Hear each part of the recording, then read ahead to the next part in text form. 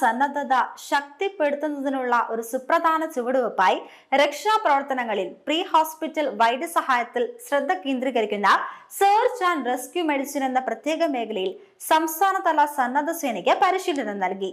ചൊവ്വാഴ്ച കൊച്ചിയിൽ നടന്ന ഒരു ഉന്നതതല പരിശീലന ശില്പശാലയോടെ ഈ സംരംഭത്തിന് തുടക്കമായി. 14 ജില്ലകളിൽ നിന്നുള്ള 50-ലധികം തിരഞ്ഞെടുക്കപ്പെട്ട സന്നദ്ധ പ്രവർത്തകർ ഇതിൽ പങ്കാളികളായി. Educare institute of dental science Malappuram, UK ആസ്ഥാനമായുള്ള പ്രൊമിറ്റ്യൂസ് മെഡിക്കൽ ഇന്റർനാഷണൽ, UIയിൽ നിന്നുള്ള റെസ്പോൺസ് പ്ലസ് മെഡിക്കൽ സർവീസസ് എന്നിവ സംയുക്തമായി സംഘടിപ്പിച്ച ശില്പശാല കേരള സംസ്ഥാന ദുരന്ത നിവാരണ അതോറിറ്റിയുമായി സഹകരണത്തോടെയാണ് സംഘടിപ്പിച്ചത്. സംസ്ഥാനത്ത് സമൂഹത്തെ അടിസ്ഥാനമാക്കിയുള്ള ദുരന്ത പ്രതികരണത്തിന്റെ നട്ടെല്ലായ സിവിൽ ഡിഫൻസ്, ആപ്തമിത്ര സന്നദ്ധ ഗ്രൂപ്പുകളിൽ നിന്നാണ് പങ്കാളികളെ തിരഞ്ഞെടുത്തിട്ടുള്ളത്. ദുരന്ത നിവാരണത്തിൽ സെർച്ച് ആൻഡ് റെസ്ക്യൂ മെഡിസിൻ ഒരു പുതിയ മന്ത്രമാണെന്ന് ഉദ്ഘാടന സമ്മേളനത്തിൽ സംസാരിച്ച എഡ്യൂക്കെയർ ഇൻസ്റ്റിറ്റ്യൂട്ട് ഓഫ് ഡെന്റൽ സയൻസിന്റെ മാനേജിംഗ് ഡയറക്ടർ നാസിർ കിളിയമണ്ണിൽ പറഞ്ഞു. KSDMIയുമായി സഹകരിച്ച് കേരളത്തിലെ 14 ജില്ലകളിലും സമാനമായ ജില്ലാതല ശില്പശാലകൾ സംഘടിപ്പിക്കുകയാണ് ലക്ഷ്യമെന്നും അദ്ദേഹം കൂട്ടിച്ചേർത്തു. Educare institute of dental sciences Malappuram അതിൻ്റെ മാനേജിംഗ് ഡയറക്ടറാണ് ഞാൻ. ആദ്യമേ കുറേ കാലമായിട്ട് ഈ അവിടുത്തെ സിവിൽ ഡിഫൻസിനായിട്ടും closely associated with the rescue operations team. അങ്ങനെ എനിക്കൊരു അവസരം വന്നു ഈ RPMനായിട്ടും അതുപോലെ തന്നെ പ്രൊമസ്റ്റിയസിനായിട്ടും ബന്ധപ്പെടാനും സംസാരിക്കാനും ഒരു അവസരം കിട്ടിയപ്പോൾ ഞാൻ വെച്ചു why not I bring them to Kerala. കാരണം കേരളത്തിൽ ഇത്രയും അധികം വോളണ്ടിയേഴ്സുള്ള ഒരു കമ്മ്യൂണിറ്റി ഉണ്ട്. ആ ഒരു കമ്മ്യൂണിറ്റിയെ ഒന്ന് ട്രെയിൻ ചെയ്തിട്ട് പ്രോബബ്ലി ദാറ്റ് വുഡ് നമ്മളെ കുറേ കൂടി ലൈഫ്സിന് സേവ് ചെയ്യാനും പറ്റും.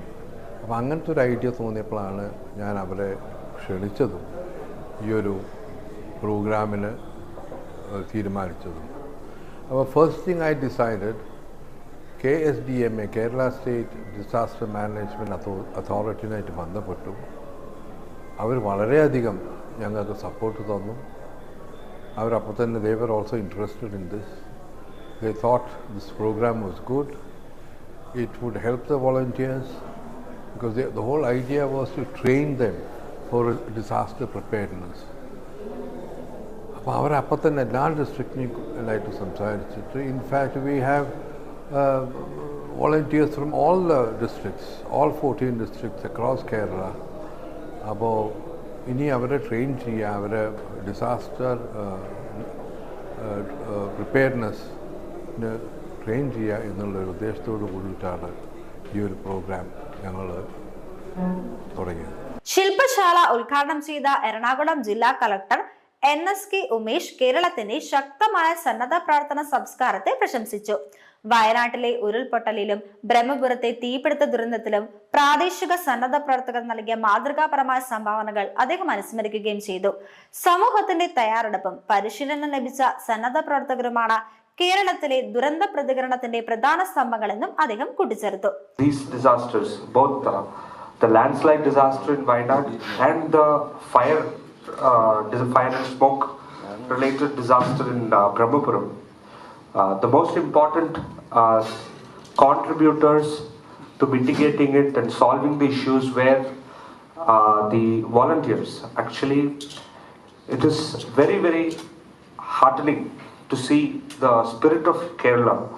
In no other place will you see such kind of outpour of support and volunteers. In fact, when I was in Wayanad in 2019, it happened on August 8th night it happened. And the 9th of August by 10:30 AM, there were at least 500 to 1,000 volunteers. They were all taking the road through the Churam from Kozhikode, at least from Kannur. They were all coming. They were all different groups, private groups, local groups, small group of boys, youngsters. They all want to help. They all want to support the disaster response. And there is so much enthusiasm. As an officer working there, my only work was to regulate that enthusiasm because there's so much available. The kind of coordination it's like a Brownian motion actually. In physics we talk about Brownian motion. It's kind of a Brownian motion. It looks chaotic, but ultimately it will all settle into a pattern. And everyone, I remember, even after 1 week, initial enthusiasm you can understand. But even after 1 week after the disaster, when we were involved in operations to find the dead bodies, the corpses, even then there were 700 plus volunteers. They are not ready to go back without without ensuring that the operation is complete. So, and in those groups, slowly they will realize that I am better suited for this job. This volunteer group will say, I will take care of the food. Another volunteer group from Kozhikode will say, I will bring these JCBs or excavators. Another group will say, we will get into the field. So along with Army, along with NDRF, along with the forest officers, the best force we had was the volunteers force. And that's why after the 2018 floods, the government came forward and recognized this, and Samuhya Sannadha Sena was started. Aptamitra volunteers were recruited from across the state. Civil defense, I can see civil defense volunteers sitting here. Civil defense volunteers. When I joined here, I had to straight away rush to Brahmapuram when it was burning. There were at least 100 plus civil defense volunteers. Brahmapuram was a very tough place to stand in also. Wayanad, the disaster was big, but as a volunteer, it was still okay to work with. Mentally it's strainful, but physically it's not so strainful. But Brahmapuram, the place itself was very, very physically, it's choking, it's burning. Acres of land are burning, and you have to stand there and work. When I first went there, I was really choked.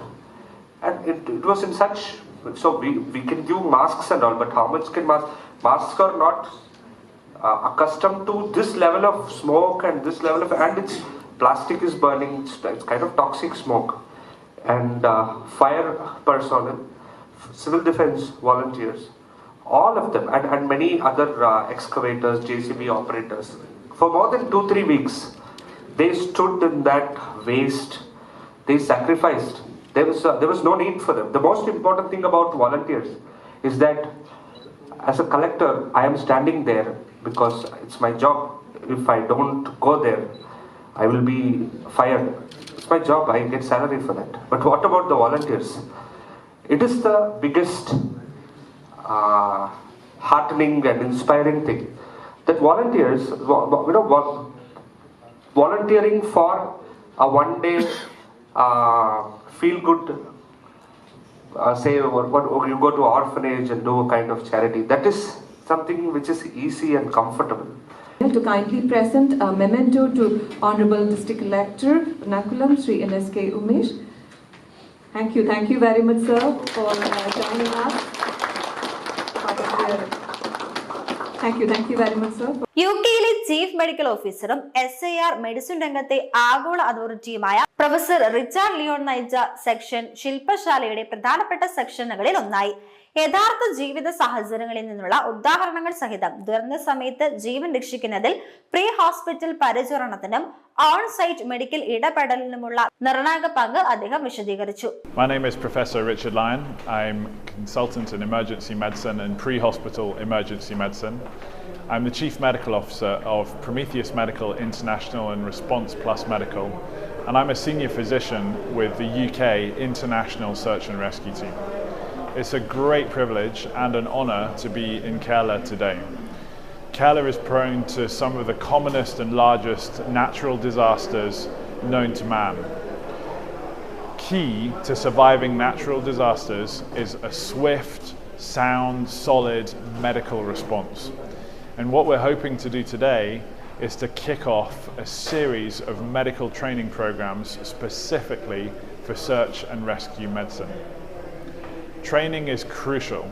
Training as a team is vital, and we hope for our presence in Kerala today to be able to start what we hope will be a long-standing, engaging, committed relationship to the community of Kerala, in particular the first responders, to make sure they're fully trained and equipped and ready for the next natural disaster. UAEയിലെ response plus medical CEO doctor Rohil Raghavan രക്ഷാപ്രവർത്തനങ്ങൾക്കിടെ അതിവേഗ വൈദ്യസഹായം എത്തിക്കേണ്ടതിന്റെ ആവശ്യകതയെക്കുറിച്ചും ദുരന്ത പ്രതികരണത്തിൽ കേരളത്തിന് പുറത്തുള്ള പ്രസക്തിയെക്കുറിച്ചും സംസാരിച്ചു. ഞാൻ doctor Rohil Raghavan, CEO of response plus medical RPM. ഞങ്ങളൊരു UAE ബേസ്ഡ് കമ്പനിയാണ്. കഴിഞ്ഞ കൊല്ലം പ്രൊമീത്തിയസ് UK എന്നുള്ള കമ്പനിയെ ഞങ്ങൾ കംപ്ലീറ്റ് അക്വയർ ചെയ്തു. അതിനുശേഷം ആണ് ഈ സെർച്ച് ആൻഡ് റെസ്ക്യൂ പ്രോഗ്രാം ഇവിടെ നടത്താമെന്ന് വിചാരിച്ചത്. പ്രൊമീത്തിയസ് എന്ന ഇന്റർനാഷണൽ കമ്പനിയും ടർക്കി പല പോയിട്ട് ഈ സെർച്ച് ആൻഡ് റെസ്ക്യൂ നടത്തിയിട്ട് നല്ല പരിചയമുള്ളവരാണ് അവർ. പിന്നെ ISR എന്നൊരു UK കമ്പനി ഉണ്ട്, ഇൻ്റർനാഷണൽ സെർച്ച് ആൻഡ് റെസ്ക്യൂ. അവരുടെ മെഡിക്കൽ ട്രെയിനിങ് ചെയ്യണ കൂട്ടാണ് ഈ പ്രൊമീത്തിയസ്. കഴിഞ്ഞ തവണ വയനാട്ടിൽ ഉരുൾപൊട്ടലുണ്ടായ സമയത്ത് ഞങ്ങളുടെ ഫൗണ്ടർ ഡോക്ടർ ഷംഷീർ വയലിൽ ഞങ്ങളോട് ഉടൻ തന്നെ ഒരു ടീമിനെ റെഡിയാക്കാൻ പറഞ്ഞു. അപ്പോൾ ഈ പറഞ്ഞ പ്രൊമീത്തിയസ് ഒരു 20 പേരെ റെഡിയാക്കി നാട്ടിലേക്ക്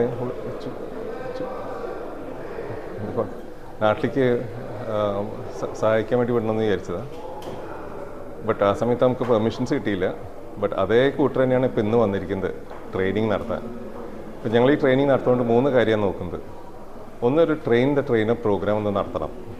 ഈ സിവിൽ ഡിഫൻസിന് ഒരു 10-20 പേരെ വെച്ചിട്ട് നല്ല ഹൈലി ട്രെയിൻഡാക്കി അവരിനി ആൾക്കാരെ ട്രെയിൻ ചെയ്യട്ടെ. അത് രണ്ടാമത്തെ കാര്യം, പബ്ലിക്കിനെ ട്രെയിൻ ചെയ്യാനായിട്ടുള്ളൊരു പ്രോഗ്രാം സ്റ്റാർട്ട് ചെയ്യണമെന്ന് ഞങ്ങൾക്കൊരു ഉദ്ദേശമുണ്ട്. കാരണം ആരെന്ത് പറഞ്ഞാലും ഏത് സെർച്ച് ആൻഡ് റെസ്ക്യൂ ആൾക്കാർ വരുന്നേക്കാൾ മുന്നേ പബ്ലിക്കാണ് അങ്ങോട്ടും ഇങ്ങോട്ടും സഹായിക്കുക. ഈ 2 കാര്യം ഞങ്ങൾക്ക് ഇനി മുന്നിലേക്ക് പോകണമെന്നുണ്ട്. UKയിൽ നിന്നുള്ള ജസ് ഹാർവുഡ്, അബുദാബിയിൽ നിന്നുള്ള റാഫ് മൈക്കിൾ എ ഇഗ്നീഷ്യോ, KSDMAയിലെ ഹസാർഡ് അനലിസ്റ്റ് പ്രദീപ് ജിയാസ്, വിരമിച്ച ഫയർഫോഴ്സ് ഓഫീസർ പ്രദീപ് പാമ്പലത്ത് എന്നിവരും സംസാരിച്ചു. ഇവർ വിവിധ ഏജൻസികളുടെ ഏകോപനം, ലോജിസ്റ്റിക്, ഫീൽഡ് തലത്തിലെ വെല്ലുവിളികൾ എന്നിവയെക്കുറിച്ചുള്ള ഉൾക്കാഴ്ചകൾ പങ്കുവച്ചു. അടിയന്തര സാഹചര്യങ്ങളിൽ വേഗത്തിൽ വിന്യസിക്കാൻ കഴിയുന്ന പരിശീലനം ലഭിച്ച വികേന്ദ്രീകൃത മെഡിക്കൽ പ്രതികരണ സേനയെ കേരളത്തിൽ കെട്ടിപ്പടുക്കുന്നതിനുള്ള ആസൂത്രിത പരമ്പരയിലെ ആദ്യത്തേതാണ് കൊച്ചിയിൽ നടന്ന ഈ ശില്പശാല. ആഗോള വൈദഗ്ധ്യവും സ്ഥാപനപരമായ പിന്തുണയും കൊണ്ട ഈ സംരംഭം സമൂഹത്തെ അടിസ്ഥാനമാക്കിയുള്ള ദുരന്ത നിവാരണത്തിൽ കേരളത്തിന് സ്ഥാനം ഒരു മാതൃകാ സംസ്ഥാനമായി ഉയർത്താൻ ഒരുങ്ങുകയാണ്.